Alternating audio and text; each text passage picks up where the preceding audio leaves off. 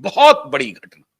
वो आज तक के इतिहास की सबसे बड़ी घटना है, जिस घटना का मैं जिक्र करने जा रहा हूं खास तरह से।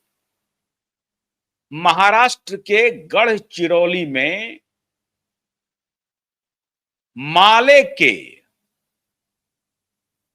नक्सल लीडर भूपति ने अपने सभी सहयोगियों के साथ 40-50 से लगभग 70 के आसपास आंकड़ा है, सहयोगियों के साथ महाराष्ट्र के गृह मंत्री और महाराष्ट्र के मुख्यमंत्री, इन दोनों के सामने, मतलब महाराष्ट्र के मुख्यमंत्री के सामने, वही गृह मंत्री हैं, उनके सामने भूपति राव ने आत्म सरेंडर कर दिया।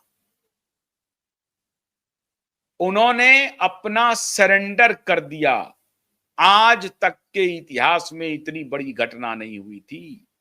लाखों रुपए के वांटेड हैं भूपति जी।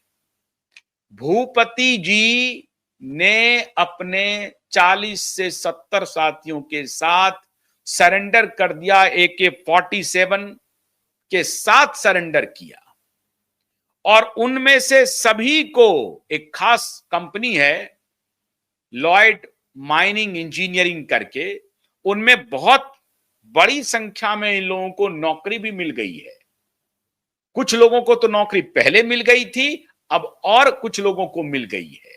अब आप कह रहे होंगे कि ये भूपति का जो प्रकरण है उसका बाप बेटे से क्या लेना देना, दिल्ली फाइल का क्या लेना देना। बहुत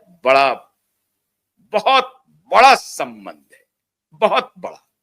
तभी मैंने कहा आपको कि ये जो घटनाएं अब हो रही हैं, उन घटनाओं पर जरा पैनी निगाह रखिए। महाराष्ट्र में ड्रग की सप्लाई सिर्फ मुंबई में नहीं होती थी मित्रों, नहीं होती थी। ड्रग की सप्लाई नक्सल इलाकों में भी होती थी, ताकि अगर कोई नक्सली, अगर कोई सीपीआई एमएल और ये सभी पॉलिट ब्यूरो के, सीपीआई एमएल और सीपीएम सीपीआई, इन सबके वामपंथी ऑर्गेनाइजेशन के पॉलिट ब्यूरो के सदस्य रहे हैं भूपति जी। तो अगर कोई इनमें से इनकी मति बदल जाए और कहे कि नहीं, हम नक्सल के रास्ते पर नहीं चलेंगे, हम हथियार नहीं उठाएंगे, तो उनकी मति को बदलने के लिए नशा का सेवन करवाओ। वो नशे में रहे, हमेशा नशे में धुत रहे। ये कारोबार चल रहा था मित्रों, ये कारोबार चल रहा था, बड़े पैमाने पर चल रहा था। इसमें बड़े बड़े लोग, अंतरराष्ट्रीय माफिया शामिल थे। देश को तोड़ने की बड़ी साजिश थी, और उसमें ये बाप बेटे और जो पुरानी अघाड़ी की सरकार है उसकी भूमिका बहुत बड़ी है। ये माल सप्लाई करके, ड्रग्स बेच करके, बार चला करके, अवैध वसूली करके, कंस्ट्रक्शन से, इंफ्रास्ट्रक्चर से अवैध अपने लोगों को टेंडर दिलवा करके सारे पैसे की उगाही की जा रही थी, और वो पैसे पार्क किए जा रहे थे लंदन में। क्यों लंदन में, वो भी मैं आज आपको बताता हूं। सिर्फ लंदन में नहीं, स्विस बैंक में भी खबर आ रही है। अब ये तो जांच का विषय होगा कि स्विस बैंक में कितने पैसे हैं। लंदन में भी जो बहुत सारे बैंक हैं उसमें से एक खास बैंक आप समझिए, HSBC। ये जो HSBC बैंक है ना, इसमें कहा जाता है कि बहुत सारे ब्लैक मनी का लेन देन होता है, ऑपरेशन होता है। यह भी जांच का विषय है,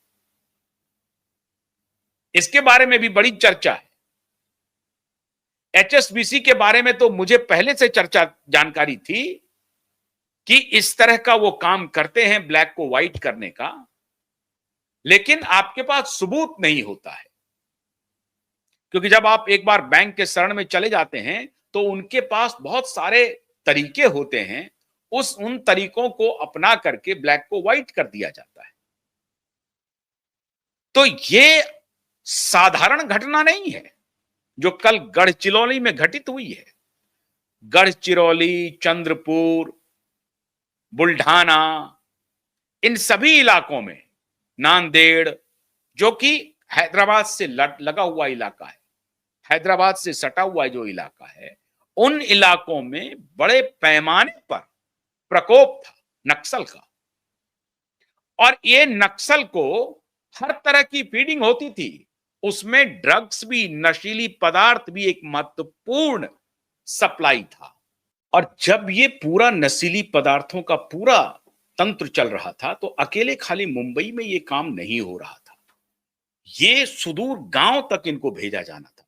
क्योंकि जो ड्रग का जो पूरा कार्टेल है ना, वो खाली शहरी इलाकों में नहीं है, हर इलाकों में है। अब देखिए इनकी रीढ़ की हड्डी कैसे टूट रही है।